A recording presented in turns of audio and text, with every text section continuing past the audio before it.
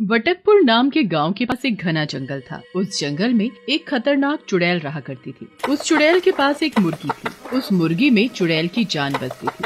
अगर उसे खरोच भी आ जाती तो दर्द चुड़ैल को होता था। एक दिन वो मुर्गी चुगते चुगते जंगल के बाहर वाली सड़क पर चली जाती है।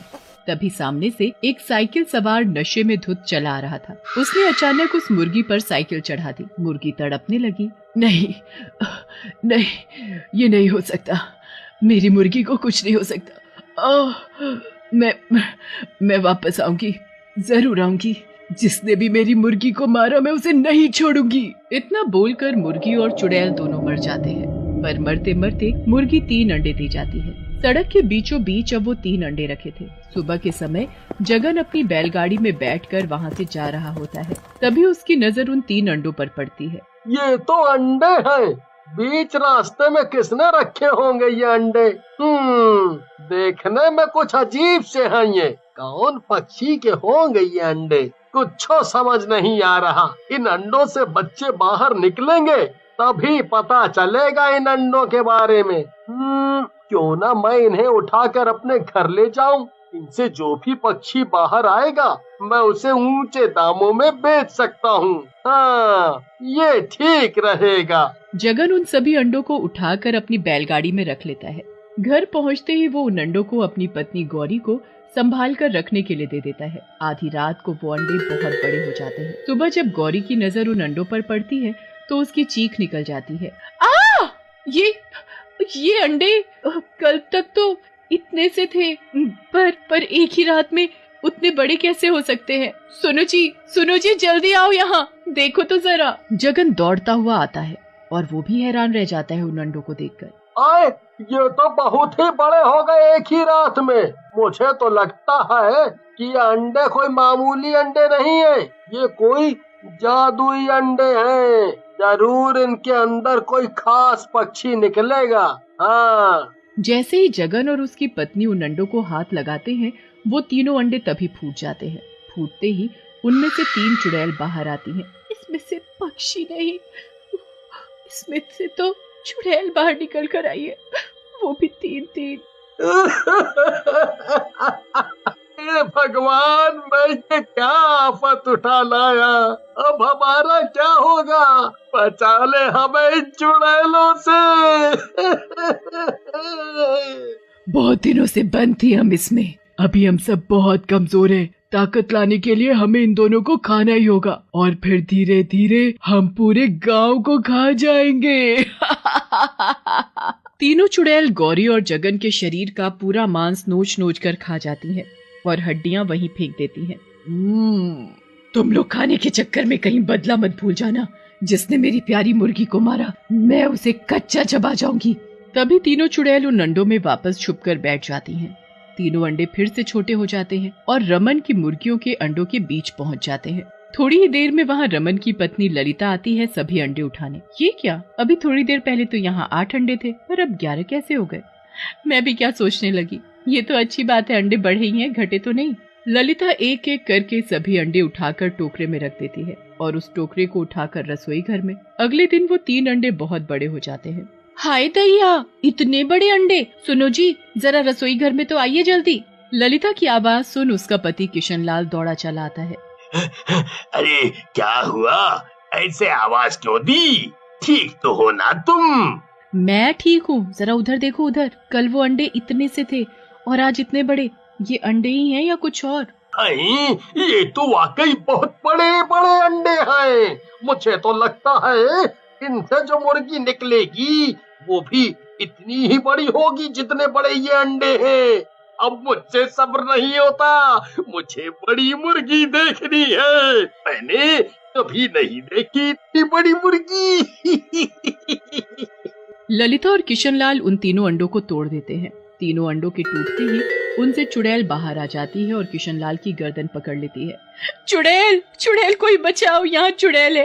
हे भगवान, मैं अपने पति को कैसे बचाऊं? ललिता, ये अंडे चुड़ैलों के थे। इन चुड़ैलों के अंडे को तुम कहाँ से उठा कर लाई थी? अरे छोड़ दे वो चुड़ैल, छोड़ दे। अब तुम दोनों हमारी खुराक बनोगे। मैं सबसे पहले तुम दोनों की आंखें निकाल कर खाऊंगी। फिर भेजा। ललिता और किशनलाल कुछ बोलते उससे पहले ही तीनों चुड़ैल आपस में उन्हें तोड़ मरोड़ कर खा जाती हैं। अगले दिन कुछ औरतें कुएं पर पानी भर रही होती हैं। कई दिन से गौरी दिखाई नहीं दे रही। वो तो हमेशा हम सबसे पहले पहुंच जाती थी कुएं पर। मैं भी यही सोच रही थी, पता नहीं क्या बात है, जगन भाई भी दिखाई नहीं दे रहे कई दिन से। मुझे कुछ ठीक नहीं लग रहा। हमें उनके घर चलकर देखना चाहिए, आखिर बात क्या है। हाँ, तुमने सही कहा बहन, चलो अभी चलते हैं। मीनाक्षी और रेखा अपना मटका छोड़ गौरी के घर पहुँचते हैं। घर में घुसते ही वो दोनों हैरान रह जाती हैं और बहुत डर भी जाती हैं, क्योंकि उन दोनों ने वहाँ इंसान की हड्डियाँ पड़ी देखी। ये सब क्या है और ये हड्डियाँ कैसे आई? गौरी कहाँ हो तुम?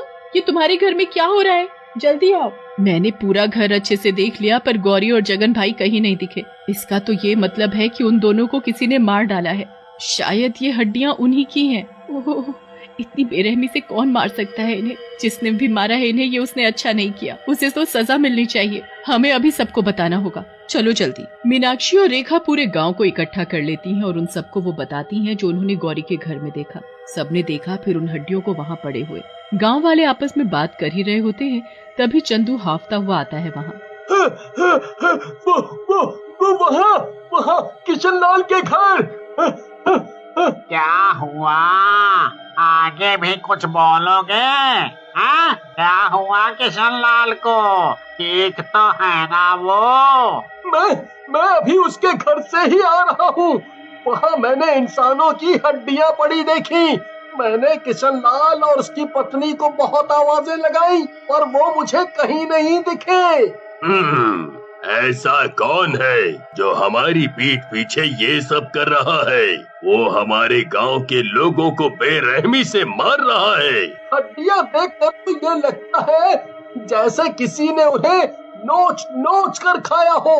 जरूर हमारे गांव में कोई राक्षस घुस आया है। सरपंच जी, इस गांव की मदद कीजिए, बचा लीजिए सबको। सरपंच सभी को अपने अपने घर में रहने की सलाह देता है। सभी लोग बहुत डरे हुए थे। गांव का कोई भी आदमी काम करने खेतों पर भी नहीं जा रहा था। गांव के सभी लोग कई दिन तक घर से बाहर ही नहीं निकले। अब तो घर में खाना पानी सब खत्म भी हो चुका था। कितने दिन हो गए, सरपंच ने अभी तक कुछ नहीं किया। हम ऐसे कब तक घर में छुप कर बैठे रहेंगे? ऐसे तो हम भूखे प्यासे मर जाएंगे। घर में अनाज खत्म होने को आया और आज तो पीने के लिए पानी भी नहीं है। मैं अपने बच्चों को प्यास से मरता हुआ नहीं देख सकती, इसलिए मैं जा रही हूँ कुएं से पानी लेने। चांदनी, रुको, मैं भी चलूंगा तुम्हारे साथ। मैं तुम्हें अकेले बाहर नहीं जाने दूंगा। मुन्नी, तुम अपने भाई का ध्यान रखना। हम अभी वापस आ जाएंगे। इतना बोलकर दोनों अपने हाथ में मटका उठाकर चल देते हैं कुएं पर। कुएं से पानी भरते हुए चांदनी की नजर एक पेड़ के पास रखे उन तीनों अंडों पर जाती है। मुन्नी के बापू, वो देखो, वहाँ पेड़ के पास उधर 3 अंडे रखे हैं। शायद किसी मुर्गी ने दिए हैं। ये यहाँ ऐसे पड़े रहे तो खराब हो जाएंगे या अपने आप टूट जाएंगे। आप ऐसा करिए, उन्हें उठा लाइए। आज हम अपने बच्चों को ये अंडे बनाकर ही खिलाएंगे। बेचारों ने कई दिन से कुछ अच्छा नहीं खाया। पत्नी की बात मानते हुए माधव उन 3 अंडों को उठा लाता है। तभी उन सभी अंडों में हलचल सी होने लगती है। तभी माधव उन सभी अंडों को नीचे रख देता है। नीचे रखते ही वो अंडे धीरे धीरे बड़े होने लगते हैं। ये क्या? ये अंडे तो बढ़ते ही जा रहे हैं। क्या भला है आखिर ये? तभी उन अंडों से चुड़ैल बाहर आ जाती है। चुड़ैल को देखते ही चांदनी की चीख निकल जाती है। चीख सुनते ही सभी गांव वाले अपने अपने हाथों में लाठियां लिए बाहर निकल आते हैं। वो सब भी हैरान रह जाते हैं। इतने सारे लोगों को देखकर बहुत ही अच्छा लग रहा है। अब हमें किसी को भी छिपकर मारने की जरूरत नहीं। ये तो खुद ही अपने घरों से बाहर आ गए। अब सब समझ आ गया। उन सभी को तुम तीनों ने मार कर खाया है। अरे तुम्हारा क्या बिगाड़ा था उन सभी ने? क्योंकि इनमें से किसी एक ने मेरी प्यारी मुर्गी को मार डाला था। उस मुर्गी के मरने से मैं भी मर गई थी, पर मरते हुए मैं इन 3 अंडों में समा गई। अब हम एक नहीं 3 हो गई।